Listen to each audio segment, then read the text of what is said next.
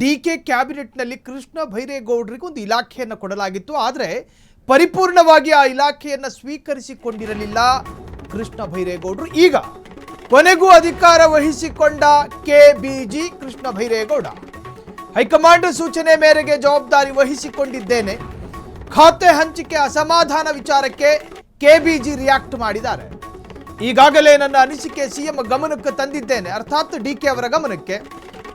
Accountability ಬೇಕು ಅಂತ CM ಡಿಕೆಶಿಗೆ ಹೇಳಿದ್ದೇನೆ. ಸ್ಪಷ್ಟತೆ ಸಿಕ್ಕ ಬಳಿಕ ಜವಾಬ್ದಾರಿ ವಹಿಸಿಕೊಳ್ಳಬೇಕು ಅಂತಿದ್ದೆ. ಸಿಎಂ ಹೈಕಮಾಂಡ್ ಸೂಚನೆ ಮೇರೆಗೆ ಜವಾಬ್ದಾರಿ ವಹಿಸಿದ್ದೇನೆ.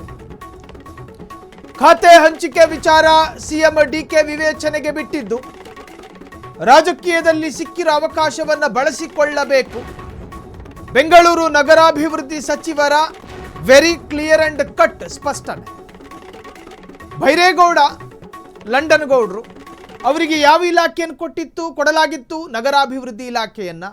ಈ ನಗರಾಭಿವೃದ್ಧಿ ಇಲಾಖೆ ವಿಚಾರವಾಗಿ ರಾಮಲಿಂಗಾರೆಡ್ಡಿ ತಕರಾರು ತೆಗೆದು ರಾಜೀನಾಮೆ ಕೊಡೋ ಪ್ರಹಸನವೂ ನಡೆದು ಹೋಯಿತು.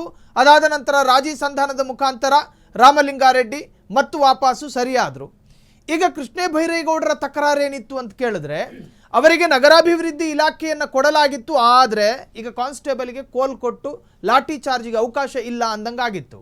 ನಗರಾಭಿವೃದ್ಧಿ ಇಲಾಖೆಯನ್ನು ಬೈರೇಗೌಡರಿಗೆ ಕೊಡಲಾಗಿತ್ತು. ಆದರೆ ಅವರ ಇಲಾಖೆಯಲ್ಲಿ BDA ಎನ್ನುವಂತಹ ವ್ಯಾಪ್ತಿಯನ್ನು ಕಸಿದುಕೊಳ್ಳಲಾಗಿತ್ತು. ಅಂದರೆ BDA ಬೈರೇಗೌಡರ ಕಂಟ್ರೋಲಿಗೆ ಇರಲಿಲ್ಲ. ಈ ಅಸಮಾಧಾನವನ್ನು ಅವರು ಇಲಾಖೆಯ ಮುಂದಿಟ್ಟರು. ನನಗೆ ನೀವು ಇಲಾಖೆಯನ್ನು ಕೊಟ್ಟಿದ್ದೀರಿ, ಆದರೆ BDAಯ ಕಂಟ್ರೋಲ್ ನನ್ನಿಂದ ಕಸಿದುಕೊಂಡಿರೋದು ಯಾಕೆ? ಪರಿಪೂರ್ಣವಾಗಿಲ್ಲ ನಿಮ್ಮದು.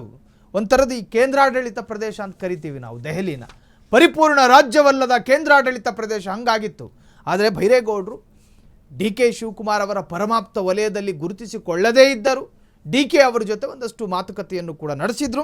ಅದು ಹೈಕಮಾಂಡ್ ಮುಖೇನ ಈಗ ಸರಿಯಾದಂಗೆ ಕಾಣುತ್ತಿದೆ.